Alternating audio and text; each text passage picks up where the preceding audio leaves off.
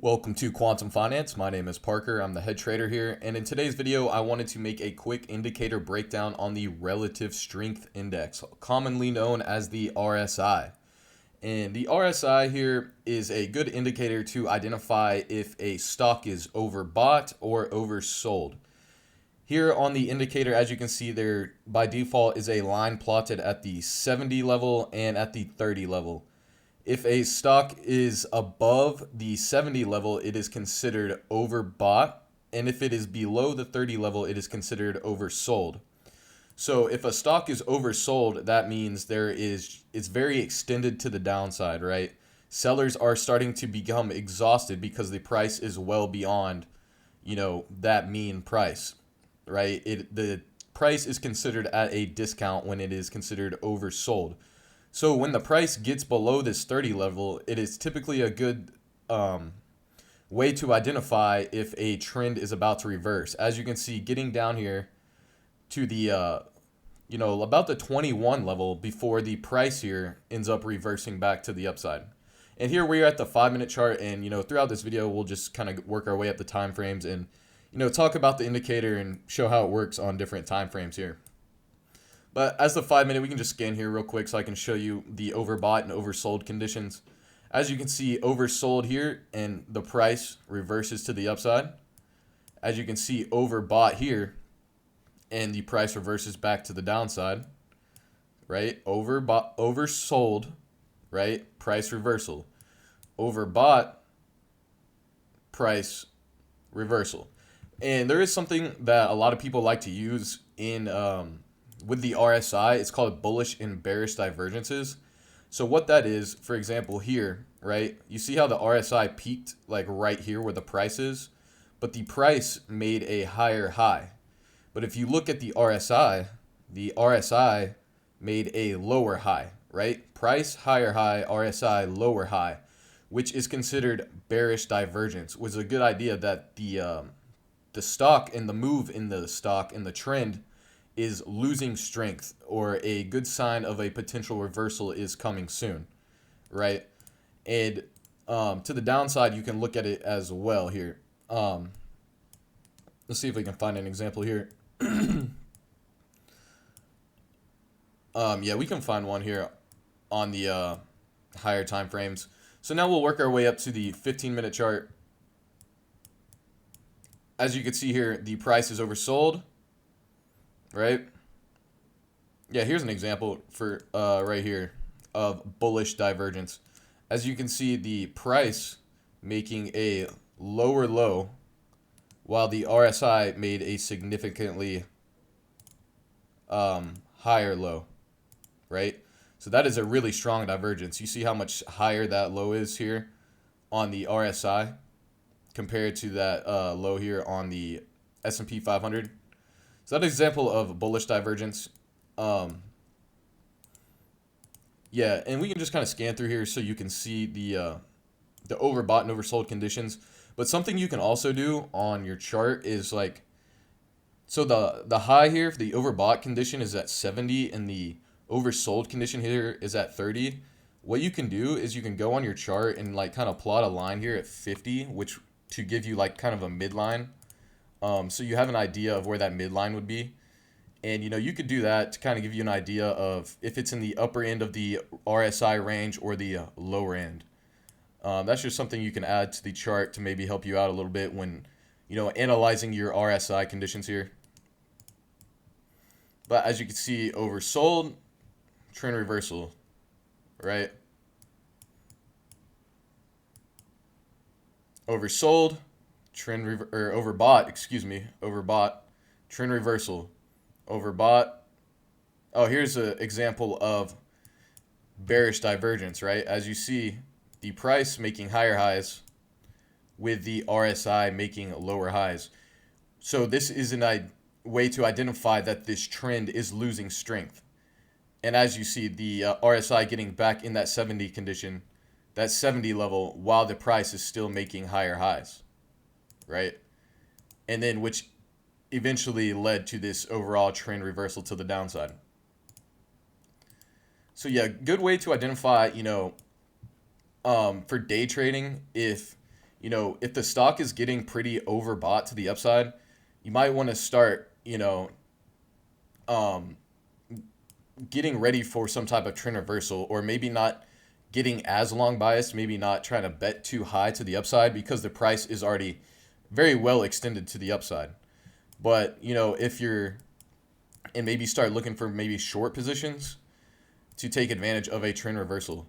And here, right, if the stock is becoming oversold to the downside, you can maybe start trying to look for potential reversals for, buying call options, right? So you see this downtrend here, right? You get your break and the stock has already been oversold and it's starting to work its way back up, right? And you have a trend reversal here, a trend break to the upside. This could have been a good opportunity to get long. And, when the stock reaches that overbought level, could be a good place to take profit and get out. So yeah, just a really useful indicator to identify the relative strength of an asset, right? To identify if it is, overbought or oversold. And we can work our way up to the 1 hour here. So as you can see here on the 1 hour, same thing. Good way to identify overbought and oversold conditions. We can zoom back more because we've kind of already analyzed a good bit of that section of the chart here. As you can see, oversold, trend reversal. Oversold. All right, here's an example of bullish divergence. As you can see, right? The price continuing to make lower lows while the RSI is making higher lows, right? This is a good example of bullish divergence, right? Which did lead to a, kind of a trend break, reversal to the upside here. Not much of a reversal. As you can see, it came back down, but you can see that some strength was coming, which did lead to this kind of big gap up here in the market and a little bit of strength here. But I just wanted you to be able to identify the divergences here. Price making lower lows with RSI making higher lows, that is considered bullish divergence. Yeah, that was the stock market bell opening. I'm not sure if y'all heard that or if that blasted your ears or not, but I'll check that out when I edit the video. But yeah, now we can go to the daily chart so we can get into more of like how it's used for longer term investing. So looking at the daily chart here on the S&P 500, as you can see, getting overbought to the upside here, which was the local high here, oversold to the downside, right? This wasn't the low. We had bullish divergence with the price making lower lows, but the RSI making higher lows, which is a good sign of a trend reversal. And as you can see, we did get the trend reversal here. So when it comes to longer term investing, and dollar cost averaging into assets, right? The classic buy low, sell high, like the Bollinger Band video, right? You're typically better off maybe taking profit, right, on your assets if you're up when the price is reaching these overbought conditions. And it's more of a good idea to start adding to positions at the lows here. When you see bullish divergence in the charts, which is a good way to identify trend reversals, and when the chart is oversold to the downside, that's typically a good time to buy, right? Buying low, right? I mean, this is obviously not the best long-term hold, but, this is still just the daily chart, right? You can use these for maybe like identifying ranges and trends for day trading, right? Oversold, overbought, excuse me. But yeah, you get the idea of it, the overbought and oversold conditions here in the stock market. We can look at the weekly chart. So as you see here on the weekly chart, getting, back in 2016, just getting super, super extended to the upside here on the overbought conditions, right? Which did lead to an pretty big drop here in the market, right? So typically especially on the weekly chart, if the RSI is in the overbought condition, you might be, it's a fairly good idea to maybe take profits, right, and layer out And then when we start reaching down towards this lower levels, right, to start adding back to your positions. You know, same thing with the Bollinger Band videos, right? At the upper extremes, you want to maybe take profit and lighten up your size. And at the lower extremes, you want to add and start building your portfolio. And here's another example of weekly bullish divergence here. As you see here, we had the price making a lower low, and we had the RSI making a higher low. So this is a weekly bullish divergence. So as you can see, then we did end up getting our trend reversal here in the stock market, breaking down out of this, kind of longer downtrend we were in, and kind of reversing here with that bullish divergence here on the weekly RSI. So yeah, we can look at the last chart we have here, the monthly chart. So yeah, here we have the monthly chart. With the monthly chart, it's not going to be as useful of an indicator because, this can be overbought for quite a while, right? And still just make massive moves to the upside. So it's really not the best indicator to use on the monthly chart. As you can see, really only going oversold, right, twice, during the great financial crisis here in the .com crash. So yeah, not the most useful indicator here on the monthly chart. But we can go back to the lower time frames here. We'll start on the 15-minute. And I do want to show something that is fairly useful to add to your RSI. So you have RSI, and then you have a tool that you can add to it, which is called the stock RSI. It is a different indicator, but what the stock RSI does is it shows the relative strength of the RSI itself, right? So the RSI, the relative strength index, shows if the price of the stock is overbought or oversold.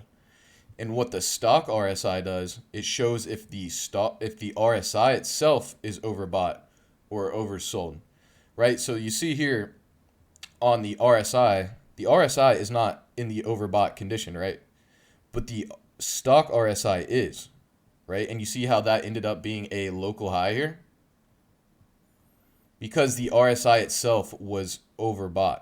Even though the price of the stock was not overbought, the RSI itself was overbought, right?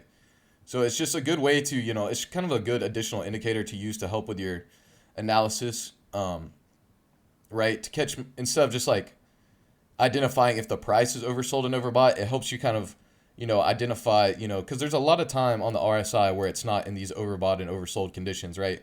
It's just chopping through the middle of this range. And so using the stock RSI along with the RSI can help you identify, shorter time frame like highs, right? For example, here, the RSI was only sitting here at about this 56 level, right? But the stock RSI was in the overbought level, right? And this ended up being a high, right? So it's just a little add-on you can use to your RSI to help you navigate the chop phases when the RSI itself is not in the overbought or oversold conditions, right? So as you can see here, RSI is not overbought, but the stock is, and that's ended up being kind of a local high here, right? And the same thing to the downside, like the RSI is not oversold, but the stock RSI is, and that ended up being a bottom. So yeah, just kind of a useful tool to use to help you, get a better analysis with your relative strength index, right? The relative strength index shows you if the price of the asset is overbought or oversold, and the stock RSI shows you if the RSI itself is overbought or oversold. So yeah, I hope this video helped you guys understand the relative strength index and how useful it can be in identifying overbought, oversold conditions and trend reversals with the bearish and bullish divergences. So yeah, that should do it for the video. Appreciate y'all watching, and I will talk to y'all later.